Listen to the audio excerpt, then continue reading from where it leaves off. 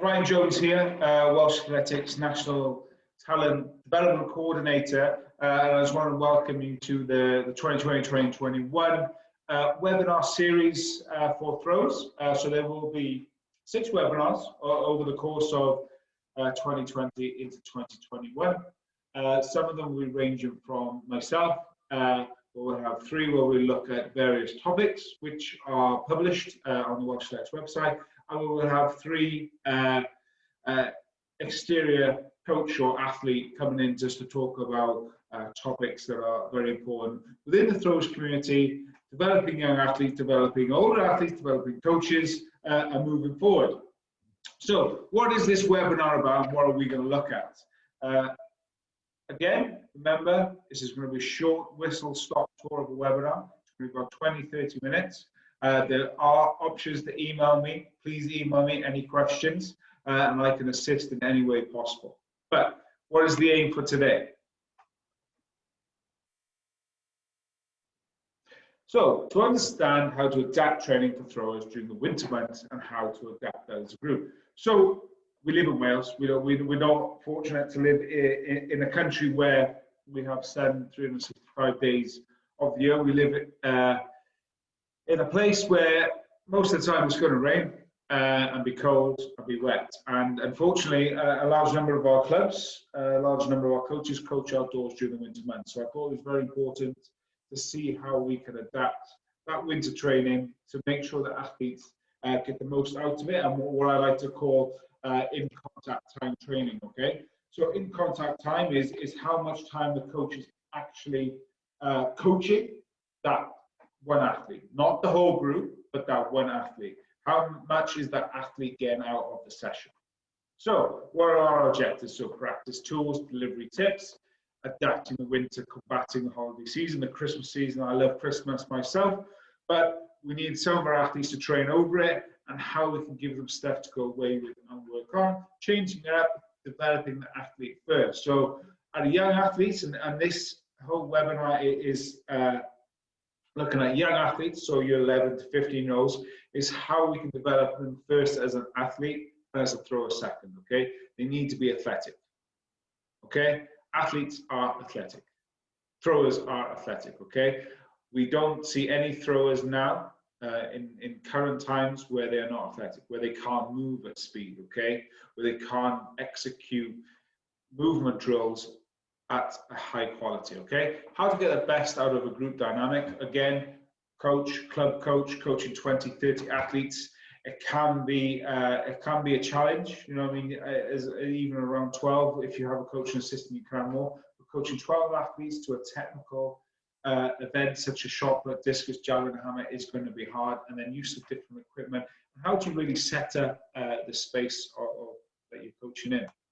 So, what are the considerations for winter training in large groups? Again, great picture of what we don't want to see. We don't want to see athletes all huddled under the rain sheet. We want to see them out there working. So whether we have to adapt it to a short session if the weather is bad, or we try and take it into a stand or into other areas where it's sports all. But again, what we're looking at in this webinar is that we are looking at working on a track or an outdoor facility. So the average junior session is 60 minutes. And how are we going to make the most out of that hour and provide a positive experience? So that is the biggest thing for me going forward, is how do we provide a positive experience for not only our athletes, but for our coaches, but for our parents watching on. Because if they're watching on and you had all under a sheet, they ain't going to get out there and help you. They ain't become the next coaching assistant within the club and move on to the next coach to be the next elite level coach that we have within Welsh Athletics. What is the goal of the session? It's always important as a coach and how to make sure the winter sessions don't just dwell and don't just not just being done for the sake of being done. You have a goal, and what does the athlete take away? If, for example, what we're going to look on later on in the slide is developing the power position in the discus, okay? If the athlete can take away the understanding of what a sling throw is or what a discus throw is, then that is a positive. They may not take away how to sequence the throw, they may not take away how the high release, they may not take away the correct grip, but the understanding of what a sling throw is a positive from the session, Okay, so no matter how small it is, it's always important that the athlete takes away something from that session. And then long-term development of future throws athletes. You don't want to see 11, 12, 13-year-old athlete going in the gym and doing 1 rep max and squat because that's all the senior throwers do, because that's all the senior throwers are apparently very strong. We want to see an athlete learning being an athlete, learning the movement, learning the skills, and then generally having fun. Okay. So challenges of club throws coach. Okay, so they are very challenging. I coach throws myself, and it is challenging. We coach in the most technical of event group. Okay, the throws is I feel is and parts of the maybe the jumps community will say no, but actually you have to look at the very different parts across every single throw, and it is a very technical event group to be in. But first we have to look at safety. There is a challenge. Okay, we have to look at safety. As a coach, as a throws coach, you're in charge of 12 young athletes. You are in charge of their safety. Okay, and throwing certain implements does have a safety concern and why you can only throw them and coach them at certain points during your coaching career. Facilities, again, not all clubs have the full IAAF world spec cage, but they have ways we can adapt it and make sure the training access to throwing, access to throwing hammers, access to throwing shots on the grass, especially with the football pitch, can become an issue, but then that is a challenge with throws coach. Technical training, we've already highlighted that, with throws being the most technical of events, and maybe I'm a little bit biased, but the best event group. Adapting varied athlete competence and individuality. So you're going to have 12 athletes, are not all going to be the same in terms of their competence in carrying out the technical element that you're working on, but something you have to take into account. Okay, large groups, again, this is harder to give in-depth technical advice to a large group. Okay, you can't take one child away out of 12 and work on them 35 minutes on one technical thing, because essentially the whole group are missing out, and what you want to do is have the whole group benefiting from the session. So developing the athlete and thrower away from the conventional throw. And I mean conventional throw is in a circle, doing a rotational shot put or a glide shot put or a discus throw or a javelin throw or a hammer. Take them away from that. What is it? What are those things that make it up? So it's technical, it's throw specific movements, where it's med ball training, where it's jumping, where it's sprinting. Fundamental movement skills. How does the athlete move? And then very much keep them to a run, jump, and throw. You want to keep run, jump, throw in as long as you can. But again, you're going to have specific throws, so you have to teach them the right thing and how you can adapt it. Okay, but you can have running, jumping, and throwing within that throws event group. And then again, and you're going to hear a lot of me, and I'm very sorry, fun and enjoyment throughout the whole session. It's got to be fun. Athletes got to enjoy it, and the most important thing is the coach needs to enjoy coaching. Okay, that is the most important thing, that the coach enjoys coaching the athletes that are in front of them, because that will make the experience much better for the athletes within the group, for the parents that are watching on. Okay, so what are we doing in that younger age group, the 11 to 15 age group? We are laying the foundations, okay?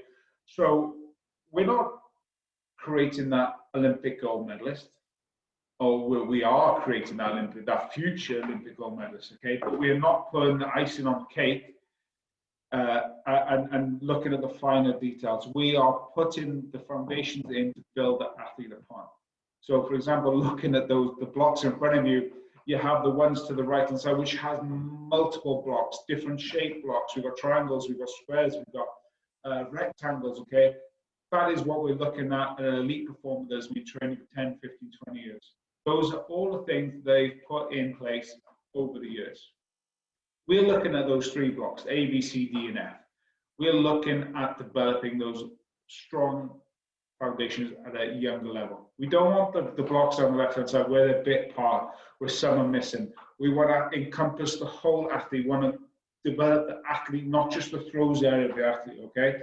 That is very important, because otherwise they'll come back to a later stage where the athlete will need to work on his speed or his movement or his jumping, okay?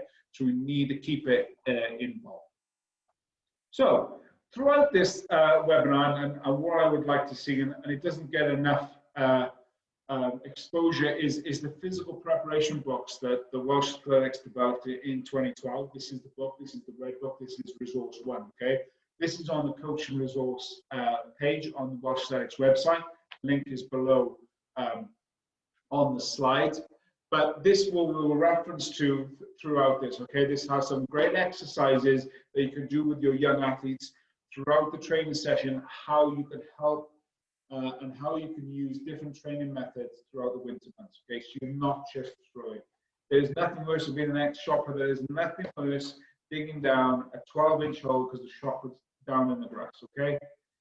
Make it fun, make it enjoyable for the young athlete. So, what do we have here? All right, so this is part of the Welsh Athletics resource, and here we're specifically looking at the athlete development model, okay? So what do I mean by the athlete development model that was developed by Dr. Roderick Lloyd and Oliver in 2012? You know, what is the youth physical development model? This is the males, okay? I don't want to get too much into this because there are going to be webinars that can look at this in depth as we go forward in terms of the maturation of the athlete, the different ages, the adolescence, the middle childhood, and really look into the steady growth adolescence spurt. But what I want to really highlight is the maturational status of the athlete, and then specifically to the PHV. Or the peak height velocity is when the athlete or when the young adult is growing at its peak, as in it is a high rate of growth. Okay, it is very important. This is all I want to take away from this, the male, and this, the ladies, is the fact that at that stage it is really important to is not to add too much weight training, not to add too many reps, not to overburden the young athlete during this stage, okay? So in boys, you're looking for a 10 to 16, 17. It's really being controlled, okay? And what I mean by this, in what we're going to go into the example of how to adapt the winter training, there is no need for 11, 12, 13-year athlete to be doing 1 rep maxes of weight training and essentially growing their body at a young age, okay? Because at this stage in their life, the athlete, the body needs to develop, okay? And as you can see, the boys develop later than the girls, as we all know. So that is another thing you need to take into account when coaching young girls to young males, is that the girls will generally pick it up a little bit easier, and their skill acquisition may be at a higher rate, but that's just because of their age. And don't define a young athlete, 11 years old or 12 years old, is we do not know at 10, 11, 12, 13 if an athlete within that club coaching area is going to be the next Daniel Starr discus, or the next Paweł Blachek in the hammer, or the Samuel Perkovich in the discus, or the Johannes Vetter in the javelin. We don't know. We can give them building blocks, we can give them tools to develop into that, but at that stage we need to build them as an athlete first and throw a second. Okay, so those are linked resources, and I had my little bit on the youth physical development model. But this is the resource. This is the red book. This is the top link, and the grey book, which is the second one, is below. But today we're going to really look at the red book because we're trying to keep it short and sharp, and we will develop further webinars that go into both of those over the year. So, throughout the next couple of slides, we're going to look at and have done or have drawn up together a example session, a club development session for sort of 11 to 15-year-old athletes, 12 athletes within the group. So what I want to do is define the intended outcome, clear and precise. So within this program, we're going to look at the technical part is going to be developing a power position in the discus throw, so the sling throw. The warm-up is going to be very movement-based, and the physical side, so how are we going to adapt it, okay? So we're going to go through how we're going to adapt the technical coaching, but what do we take away after that technical coaching is done? We're going to go into physical development, okay? So we're going to do some running, we're going to do some jumping, we're going to do some movement, okay? And we'll come to that later, and it's going to be very much linked into this red book that I've given you the resource and the link before. Okay. Again, I'm sorry for the small writing, but this is the outline of the whole session. This is going to be linked to the new Welsh Athletics Regional Development Activity that's going to be rolled out the back end of 2020 into 2021, where we're going to really look to nail down those basic technical models for young athletes within the throws, and all the event groups are going to be doing this. So for this example session, it's under 15 age group, it's going to be mass warm-up. We're going to go into the discus specific areas, which are going to clearly state the objectives, the learning outcomes of the athlete, and we're going to go away to some power development, okay? I will break those down as we go through the slides. So the warm-up, we're going to make it fun. Again, there we go, make it fun, we can develop movement, and I'd like to keep it competitive, okay? Keep it competitive, we're going to be working them to be competitive athletes, okay? So we need to make everything competitive within reason. And also we need to develop movement. So we have a ramp warm-up, okay? We'll go into what a ramp warm-up is. Most of you will be familiar with it if you've gone to the coaching courses and what defines a ramp warm-up, and what I would do and how I would possibly change it. So we will look at some fundamental resource movements that are in the red book: the bear, the crawl, the alligator, the pig, the seal, and the flamingo. If you're going to make some jogging, let's not get the throwers to run around the track 2 to 3 times. Let's make it a light jog. Let's make it into a fun game. Let's ask one athlete to be the leader. Let's mirror the other athletes to that athlete, okay? Let's make it fun. Let's make it a competition. Let's get people, let's create a vision. Let's stimulate their self-learning and get them to lead on it even at a young age. And then I'll see some acceleration reaction sprints, building up the intensity into fun shapes. So what is a ramp warm-up? But make it fun. Again, here we go. Let's make it fun always throughout the session, okay? So this is your start of your warm-up. So we'll raise, it basically says what it does on the tin is we're trying to raise the base core body temperature, but we're not trying to go in at 100%. If 100% is full, flat out intensity, we'd rather build that intensity up, okay? So we're just trying to increase the heart rate, allow for greater movement of blood flow to the muscles, so they're building up nicely, okay? Let's get the athlete to learn how to improve themselves, how to get themselves ready to take on competitive experiences and training load, okay? So increasing all of that. The next is activated. Aim here is just to emphasize the use of some key muscle groups, but again, still low intensity, okay? And then we've got mobilize. So we're moving the body, again, not a very high intensity, and then we've got potentiate. So this is sort of to prime ourselves, to be ready. So we're on the cusp of getting right at it and getting that full ready to throw the discus, 75 meters, hopefully for a lot of athletes in the future. But this is the area of ramp, and we'll go into some examples and the whole session in the next couple of slides. So this is where we're looking at that raise, activate, mobilize is really create that vision, inspire the young athletes. Again, this is what this red book does. It really opens up their thoughts, gets us self-learning, gets them motivated. Okay, so we're going to do some movements like animals. So, for example, here we have the alligator, the bear, the crab, the flamingo, the pig, the seal. But it's all putting the body into different positions. It's creating that athlete.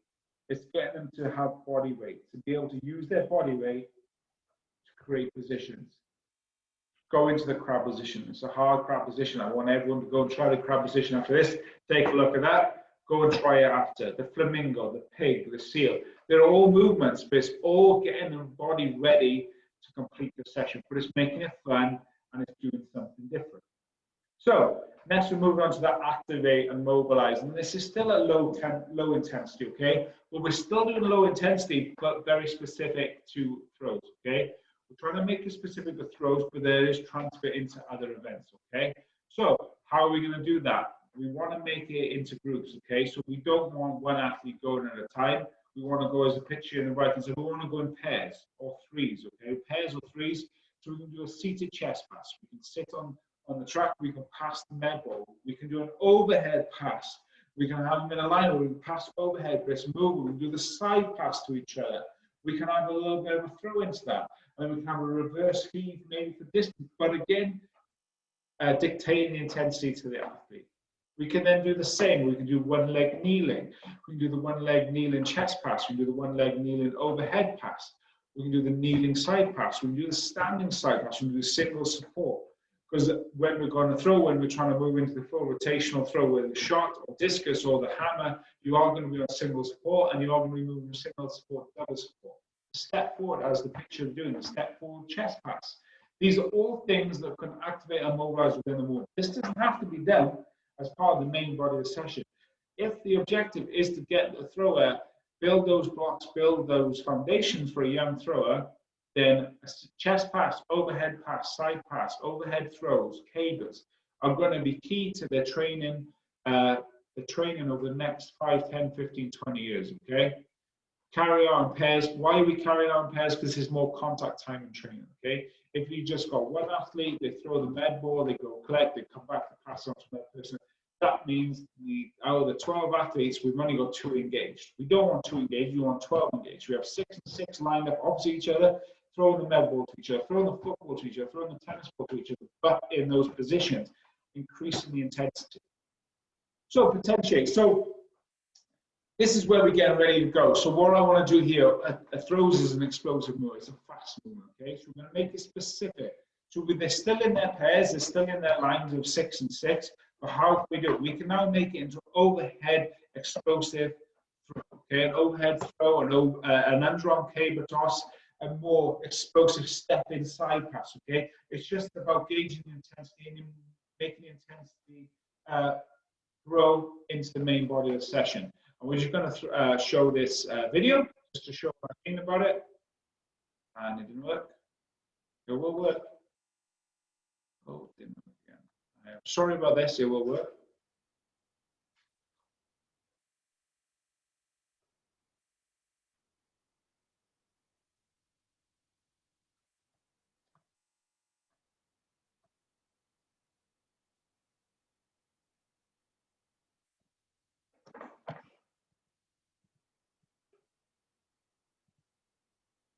Okay, I'm very sorry about that. For some reason that is not playing in the right way, but you get the gist of what we're trying to do there. He's trying to overhead throw with the med ball for distance, okay? So he's trying to accelerate through the legs, and there we go. Accelerate through the legs, accelerate through the double support, lift and throw and extend. It's an explosive movement, okay? Again, I'm sorry about that video. Okay. Now we've moved through the ramp warm-up. We've gone from low intensity to high intensity. We may have done some short sprints after the med ball. You know what I mean? So we're now moving into the main body of the session, discus sling throw. And this is what we're going to look through in the regional development activity is, what is a sling throw? Okay, it's a discus throw. How are we going to demonstrate it? How are we going to get 20 athletes all throwing at the same time? We can use a hoop, just like the young lady on the left-hand side. Using the hoop, stand in front, sling throw, with the understanding of the positions that are needed throughout the sling throw, okay? This is what we're going to go through. This is how we're going to set it up. And this is how we're going to link it back into what you try to do through the winter. Again, we're in a winter throws. There is no need to try and in one session, 60 minutes, go standing throw. If we're looking at discus throw, go standing throw, half turn, South African drill, full throw for a young 11 to 15-year-old athlete. Let's get the foundation built. Let's get the standing throw done correctly in the correct sequence. So the triple extension through the throws leg. If it was a right-hand throw, it would be a right leg. Then they can move on. There is no point in moving on from a stand throw or a power position and not understanding the power position into the full throw. If you cannot do the rotational discus and land in a good power position and then execute that power position into the release of the throw, there is no need to move on. So you may as well stick this out. The athlete's gone away with understanding. You're not overloading the athlete with information, and it's something the club can do, okay? So how can we do this? We've got 12 athletes in the group. How are we going to drill that in? How are we going to drill those athletes? So here is just a picture to the right-hand side with a load of athletes all doing the drills, okay? All right? This allows the coach to be able to move through. And I'm not saying in this position, get a discus or an all throw, because there's safety issues there. It's all about using a kite, using a hoop, just to do that standing throw without release, okay? Then what you can do, you can move forward by the front line that is in front of the coach can then throw. The first line then goes to collect the implements, the second line comes up, and the third line comes up.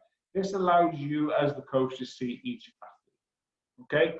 If you're doing them one at a time to a stand throw, you only, the contact time, which I keep referring to the contact time coach to athlete, is very much at a minimum. If you're seeing, if we have 12 athletes, if you split them into groups of 3, You've seen the first three all throw individually. That means you can then give direct feedback to those three athletes, the next three and the next three. Or even if it's a line of 6, one throws a time and the next 6. Okay, it enables you to see what the technical negatives are of an athlete.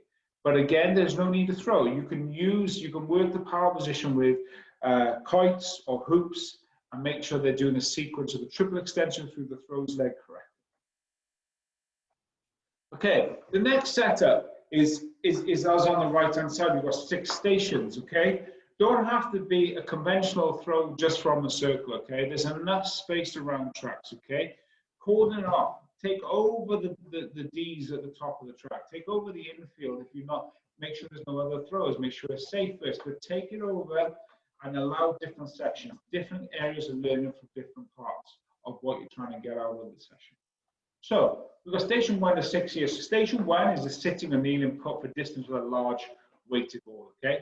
So what we're trying to do there, we're going to steal a putt a distance or a chest pass for distance with a weighted ball. This is just a form of training. This is just building the athlete up physically. Station 2 is then we're moving more specific into what we're trying to get out with the throw is a standing sling for distance with a large hoop. So again, the young girl with the yellow hoop is a distance for standing sling with a hoop, but it's safe, it's not using the implement. Station 3 is a side front heat throw with a large weighted ball. So again, it's very specific to discus. Instead of slinging with one hand, you're using 2 hands and you're pushing through. Developing the core, you're developing the specific strength. Station 4, you're looking at standing sling with accuracy. So again, we're not just throwing for distance. Station 2 is very similar, but now we're looking at accuracy. Okay, this is large. This could be a weighted ball, so they can make it harder with a weighted ball. So they've actually got to think about what they're doing physically and technically to get the throw into a certain area, or it could just be simply for fun. Again, we've got to make it fun. 11, 12, 13 athletes, you've got to throw a beanbag into a designated hoop, but you have to do it within a sling throw. That makes them think about what they're doing in the sling throw. That's making them do it technically correct, okay? Then you can coach, you can come in. If they're not doing it right, you can say, look, this is how we're doing it. We're doing it with a sling throw through the right leg, through the correct sequence. Keeping the arm long, low to high, slow to fast, all the coaching cues that you will have as coaches. Stand 5 is a full stand throw with a discus technical focus bunch. So stations 5 and 6 are pretty much the same. Stations 5, because of where it is, and this example would probably be a stand throw with discus or a med ball or a kite with a technical focus. So it might be the fact that station 5 is you initiate the throw through the right foot if it's a right-handed throw.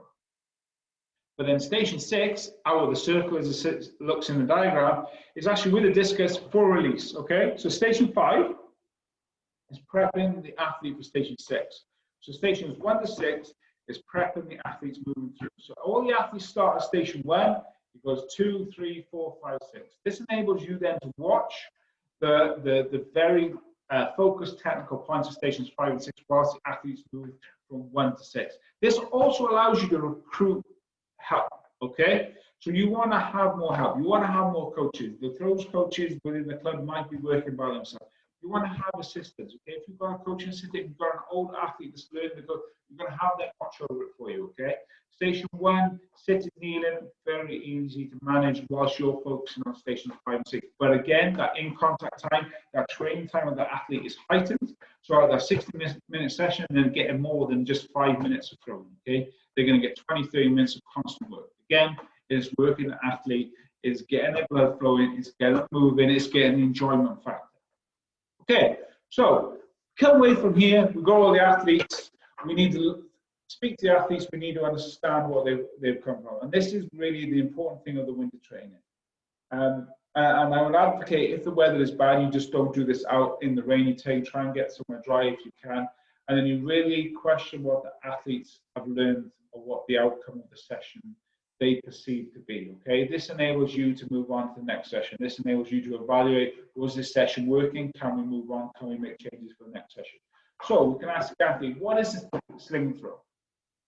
You know, if you just spend 30 minutes and the athlete still doesn't know what the sling throw is, then maybe you've got to revisit it. Maybe the weather was so bad that, okay, we need to come back and do that again, okay? So it might be the fact that 10 out of the 12 athletes all got what a sling throw is, 2 didn't, great. You can send them away with something to look at, okay?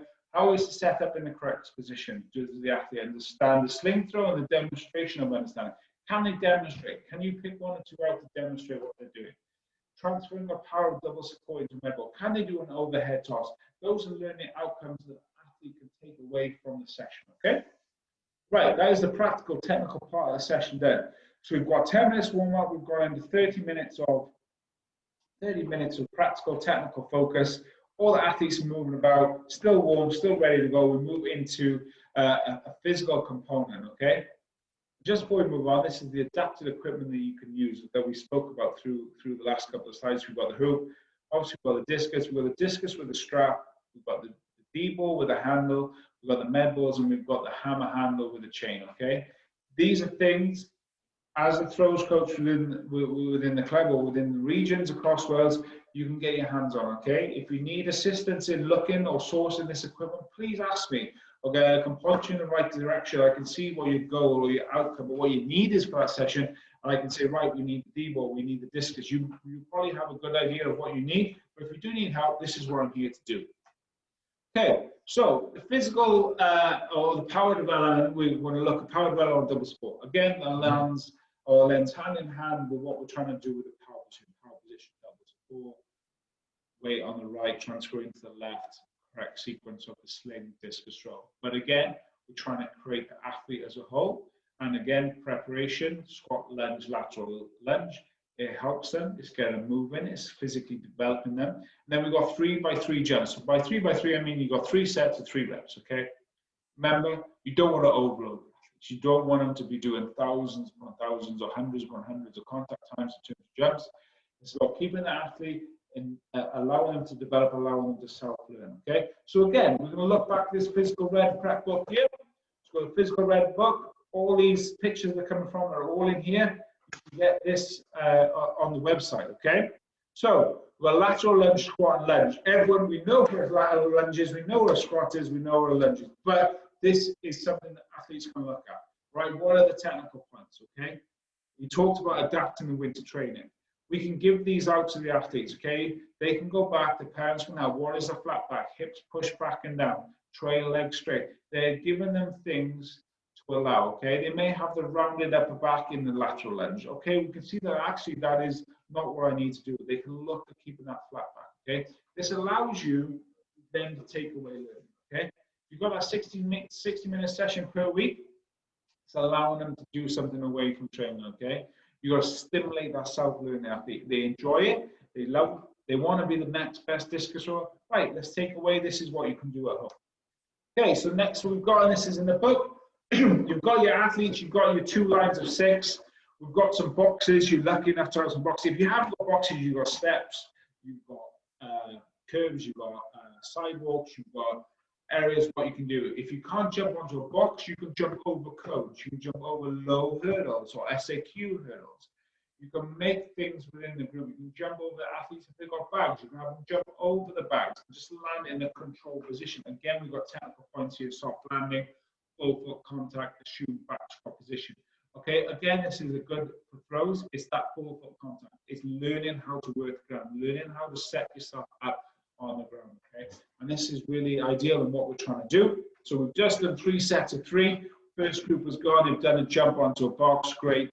Next group, and they move through it. Everyone's getting in contact. Coach can pull some athletes out. Look, you're heavy, you're landing, you've got a loud landing, you're going to be quiet as a mouse. Remember, the young athletes, stimulate them, make sure that they can really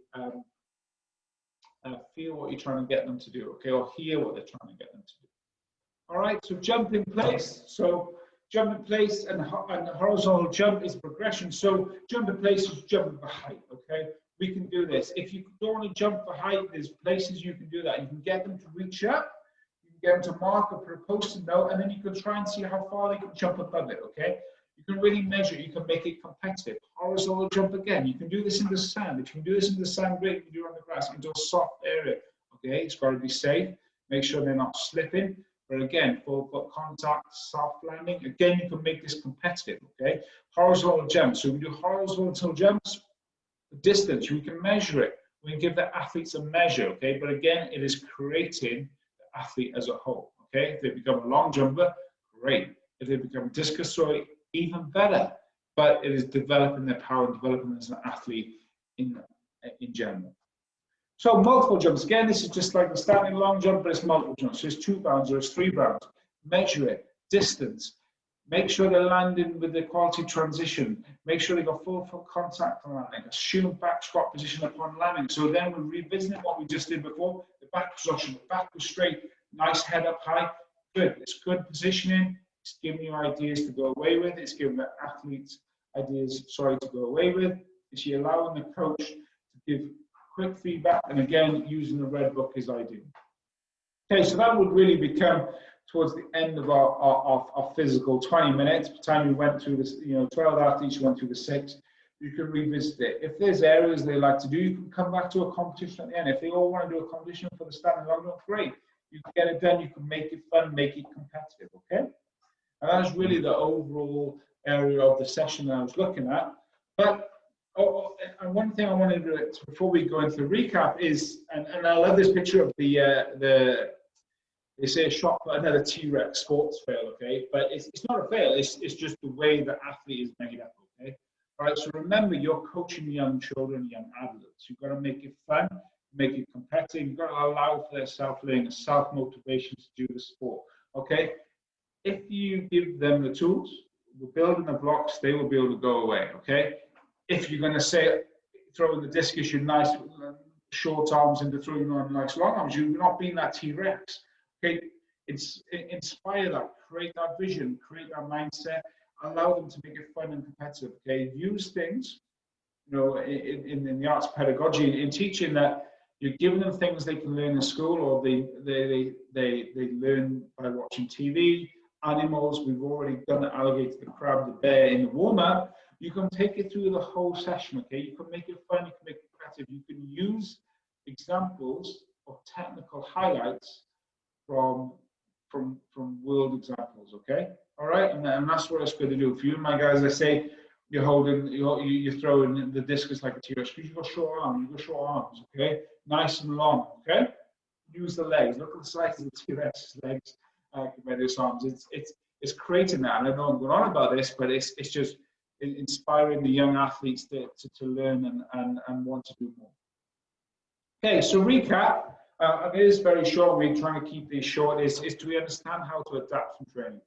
The biggest takeaway from this for me is, throughout the winter months, it can be hard when the weather is against you to keep motivation of young athletes when they haven't run for every 10 minutes. If you can set it up like we did earlier across those 6 sections where they're consistently working, that's why endurance runners, through this period, they are doing a lot of circuit training. You can do circuit training, but it doesn't mean you can't do circuit training to a specific technical goal of the throw. So you're not just doing throws, you're not just doing circuits all through the winter, you're actually highlighting technical needs or technical proficiencies, competencies before you get to summer. Don't wait until March, April, May, when the weather turns to get into the circle or get into throwing. Okay, you can do that throughout the winter. Okay, and we've got some practical tools for delivery. We adapted the winter, combating the holiday season by we can take some things away so they can do over Christmas. And I love Christmas, but it's good to keep their imagination, keep them learning, changing out, developing the athlete first. That is very important for me, especially that young under 15s and even under 17s. You're developing the athlete first. We do not know who's going to be thrower within most cases. Okay, some cases they are just destined to be jumping, but people grow, people mature at different rates. And how to get the best out of a group dynamic, again, it's in contact time coaching. We're not thinking about one-to-one coaching. If you had the luxury of doing one-on-one coaching, then great. You can give a lot of technical advice. You really can get into the ins and outs and the specifics of the event. But if you've got a group, you're using that group dynamic, you're allowing the consistent in contact in training time, okay? And then obviously the use of different equipment spaces, use hoops, use kites, use cones, use beanbags. You can all throw those, okay? And essentially it's about throwing and then the transference and the use of power and fundamental movements, okay? And that is really where this webinar ends. It has been short, it's been quick. I hope you've got something out of it. I can't advocate that there's a lot of tools that can help you in this physical prep book. If you need help, my email is there. If you want me to come and help you set a session, or even come and take a session within your club, or even assistance, we're building a session plan throughout the winter. Please drop me an email. We are also in some local lockdowns, so hopefully when that decreases, I can come out to the club. I'll be doing things where we can do Zoom calls, we can do Teams calls, and I'm here to help, okay? The biggest thing for me to finish on is, obviously we're in different times at the moment, but please stay safe, please follow the guidelines, and if you have any issues, the Welsh Athletics website has a lot of info on there, a lot of guidance, so please visit that, welshathletics.org. Again, thank you for your time, and I hope to speak to you soon. Thank you.